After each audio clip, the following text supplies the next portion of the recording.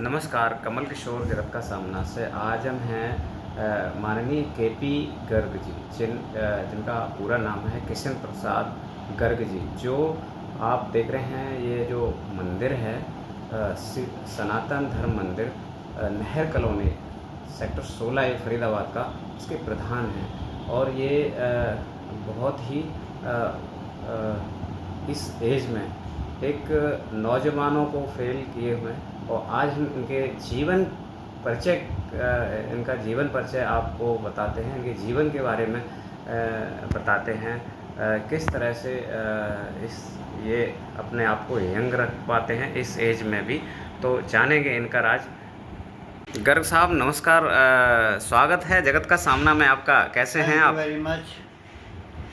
क्या एक जानना चाहते हैं कि आपकी इस एज में जो राज है वो क्या है? ये जो इतनी फुर्ती और सब कुछ, एक पूरा मंदिर आपने बनाकर सबके सहयोग से खड़ा कर दिया है और इसको बढ़िया से चला रहे हैं जी। देखिए, मैं भगवान का नाम लेता हूँ, भगवान की आराधना करता हूँ और रोज़ाना एक्सरसाइज करता हूँ जी। और हर एक के लिए मेरे दिल में कितने बजे जगते हैं? मैं 6 बजे उठता हूँ जी। 6 बजे उठने के बाद नींबू पानी पीता हूँ। उसके बाद बाथरूम जाने के बाद मैं थोड़ा योगासन करता हूँ, फिर ध्यान करता हूँ, एक्सरसाइज करता हूँ। उसके बाद नाश्ता करके तैयार होकर मंदिर आ जाते हैं। और जहाँ तक मेरी लाइफ का सवाल है जी, मेरा जन्म 10 दिसंबर 1935 को बुलंदशहर ज़िले के खुर्जे तहसील में हुआ था। जी। मैंने अपनी एजुकेशन, प्रारंभिक एजुकेशन खुर्जे में ही ली थी। आज़ादी से पहले के हैं आप? हाँ, आज़ादी का वो गुलामी का मंजर भी देखा होगा आपने। हाँ, देखा है मैंने। जी। खूब रात को झगड़े होते थे। झगड़े होते थे? गांव में हम लोग, एक गांव भी था, गांव में जाते थे कभी कभी। जी। तो वहाँ देखते थे कुछ मुसलमानों के घर से, कुछ हिंदुओं के घर से। तो रात को पहरा देते थे, अल्लाह अकबर के नारे सुनते थे, उधर जय जय हर हर महादेव के नारे सुनते थे। जी। और ज़्यादा कुछ तो नहीं देखा क्योंकि मेरी उम्र उस टाइम 10 साल हो गई। 10 साल में छोटी पूरी यादें होती हैं। बिल्कुल बिल्कुल छोटी याद है। उसके बाद खुर्जे से NRC कॉलेज से मैंने इंटरमीडिएट किया। जी। फिर मैंने इंजीनियरिंग में डिप्लोमा किया इलाहाबाद से। जी। और उसके बाद सितंबर 58 से इस हरियाणा इरिगेशन में मैंने नौकरी की। जी। पहले मैं जूनियर इंजीनियर था। जी। सन 74 में मेरा प्रमोशन हुआ, SDO बना। जी। और 95 में मैं रिटायर हुआ, 95 में। जी सर। मुझे रिटायर हुए भी करीब 30 साल हो जाएंगे अब। जी। रिटायरमेंट के बाद में लोग कहते हैं कि मैं तो बिल्कुल बूढ़ा हो गया और मैं कुछ काम नहीं, चारपाई पकड़ लेते हैं। लेकिन आज आप रिटायरमेंट के 30 वर्ष बाद भी एक यंग बनकर आपने इस तरह बड़ा मंदिर का पूरा स्ट्रक्चर खड़ा कर दिया है सबके सहयोग से। तो ये एनर्जी कैसे आई आपके अंदर? जी। असल में तो भगवान की कृपा है जी। भगवान का आशीर्वाद है मेरे ऊपर। जी। इसलिए मुझे उसने शक्ति दी, मंदिर से जोड़ा। मंदिर वालों ने मुझे लगातार 93 से मैं इस मंदिर के साथ जुड़ा हुआ हूँ। जी। 93 से 95 तक मैं प्रेसिडेंट रहा इस मंदिर का।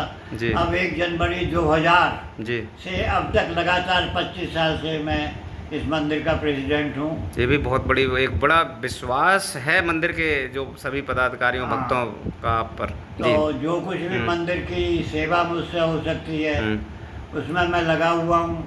भगवान का नाम लेता हूँ, मेडिटेशन करता हूँ, योगासन करता हूँ और खाने पीने में बहुत एहतियात बरतता हूँ, सात्विक भोजन लेता हूँ।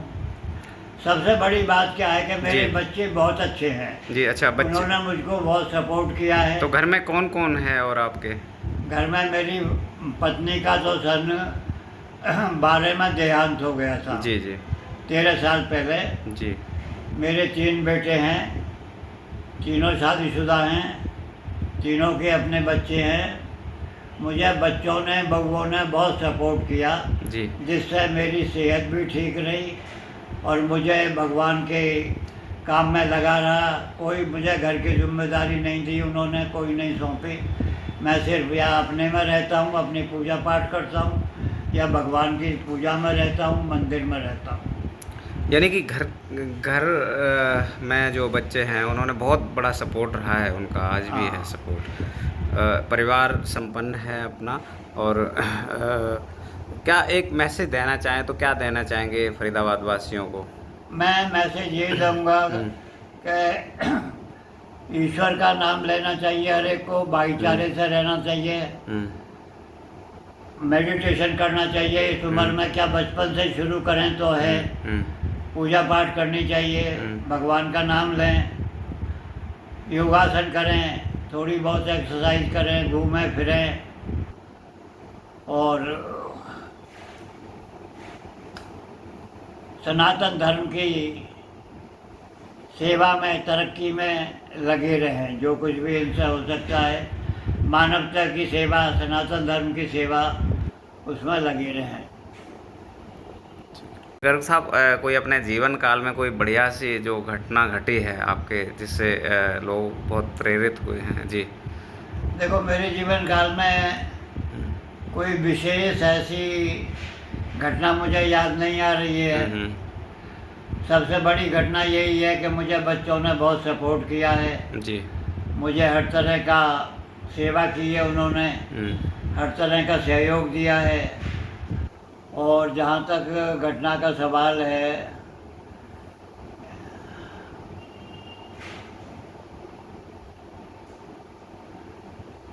गर्ग साहब, आपके जीवन काल में जैसे हरियाणा और पंजाब भी अलग हुए हैं और देश भी आज़ाद हुआ है, और तब तो आप बहुत छोटे थे, लेकिन जब हरियाणा और पंजाब अलग हुआ है उस समय जो कर्मचारियों और जनजीवन पर फर्क क्या कितना पड़ा जी? ऐसा है, जब हरियाणा पंजाब अलग हुए, उससे पहले ही मैं 1 जनवरी सन 65 को फरीदाबाद में मेरी पोस्टिंग हो गई थी, ट्रांसफ़र हो गया था, तो मैं यहाँ आ गया। जी जी हरियाणा बना 1 नवंबर 66 से। जी जी तो इसलिए क्योंकि मैं यूपी का रहने वाला था, तो जो आदमी यूपी के, जो आउट ऑफ स्टेट के थे, हरियाणा पंजाब में नौकरी करते थे, वो जहाँ जो पंजाब में था उसको पंजाब में रख लिया, जो हरियाणा में था वो हरियाणा में रह गया। जी जी तो ये हुआ। तो सन 65 से मैं हरियाणा में ही हूँ, फरीदाबाद रहा हूँ, जी नारनौल रहा हूँ, नूंह रहा हूँ और फरीदाबाद, गुड़गांव रहा हूँ और फरीदाबाद, ये 4 शहरों में ही मैंने सेवा दी। जब नौकरी ज्वाइन करी थी उस टाइम में पंजाब में था, फिरोजपुर में जी। राजस्थान कैनाल बन रही थी, उसकी कंस्ट्रक्शन में हमने काम किया था। उसके बाद से मैं हरियाणा में ही हूँ और फरीदाबाद, मोस्टली फरीदाबाद ज़िले में ही हूँ। साहब, जैसे उस समय देखा जाए तो टीवी टेलीविज़न नहीं था और फिल्मों का भी इतना दौर नहीं था, तो ज़्यादातर मनोरंजन के साधन या सूचना के साधन क्या कैसे करते थे? ऐसा है, हम तो मनोरंजन में यही था कि खेलने जाते थे। जी। दिन में स्कूल में पढ़ाई होती थी, शाम के करीब 5 बजे 4 बजे खेलने को चले जाते थे। कभी वहाँ फुटबॉल खेल रहे हैं, कभी क्रिकेट खेल रहे हैं, तो मनोरंजन का साधन यही था। सिनेमा भी शुरू हो गए थे जब हम छोटे थे उस टाइम। अच्छा, सिनेमा शुरू तो हो गए। हमारे शहर में एक सिनेमा हॉल भी था। तो उसमें मुझे याद है, सबसे पहले मैंने जो पिक्चर देखी थी वो हर हर महादेव देखी थी। अच्छा, हर हर महादेव। हर हर महादेव जी। उसके बाद देखी थी सुरैया की पिक्चर थी, कोई नाम याद नहीं आ रहा कौन सी थी, सुरैया हीरोइन थी। अच्छा अच्छा अच्छा। सबसे पहले पिक्चर हर हर महादेव देखी थी। और जैसे टेलीविज़न तो था नहीं, रेडियो? जी। रेडियो था, रेडियो भी किसी किसी घर में होता था। हम लोग घर में रेडियो नहीं था, 150 घर के बीच में जाके कहीं एक आध किसी घर में रेडियो होता था। तो रेडियो भी आम नहीं था जब हम छोटे थे, बच्चे थे। आज़ादी के टाइम की बात कर रहा हूँ मैं, आज़ादी के टाइम में। और यातायात ज़्यादातर कैसे, बैलगाड़ी, घोड़े, क्या क्या क्या था देखिए ज़्यादा? शहर में तो जहाँ हम रहते थे वहाँ यातायात रिक्शा था या साइकिल थी। जी, जी। ज़्यादातर लोग रिक्शे में आते जाते थे या साइकिलों पे रिक्शा और जाते थे। साइकिल का दौर चल रहा था। बैलगाड़ी कस्बों में तो नहीं आती थी। हुँ। हाँ, बैलगाड़ी देखते थे, बैलगाड़ी में लोग अपना अनाज बेचने आते थे, अनाज की मंडी होती थी, हुँ। तो उसमें बैलगाड़ी में बेचने आते थे, तो बैलगाड़ियों से खूब देखते थे। हुँ। या फिर जो बड़े लोग थे हमारे यहाँ, हुँ। उन्होंने बग्घियाँ रखी हुई थी, घोड़े की बग्घियाँ थी, अच्छा, अच्छा। वो बग्घियों पर चलते थे। अच्छा, बग्गियों पे चलते थे। हाँ। बग्गियों वाला दौर भी 2 देखा। घोड़े की बग्घी, 1 घोड़े की बग्घी, हुँ। सुंदर बग्घी होती थी तो बग्घियों पे चलते थे। कार उनके पास उस अच्छा, दिनों कार नहीं थी। ना, अच्छा। मतलब हमारे शहर में नहीं थी कार। हाँ, बम्बई, थोड़ा दिल्ली, कलकत्ते इनमें तो होंगी। उनमें तो होंगे। हमारे छोटे कस्बे में वहाँ कार वगैरह नहीं थी। टांगे और इक्का घोड़े टांगा वाले। होते थे, टांगे में तो आगे पीछे बैठने, इक्का में एक प्लेटफार्म होता था, उस पर सब लोग बैठ जाते थे, हुँ। उसको इक्का कहते थे। अच्छा। टांगे होते थे, उसमें आगे पीछे 3-3 आदमियों की सीट होती थी, उसमें बैठते थे। अच्छा, अच्छा, तांगा अलग होता है, इक्का अलग इक्का होता है। अलग होता था। अच्छा, इक्का मतलब एक प्लेटफ़ॉर्म और तांगे में 3 एक प्लेटफार्म होता था, हुँ। उस पर चारों तरफ टांग करके कुछ अंदर 1 और 2 आदमी उसमें बैठ जाते थे।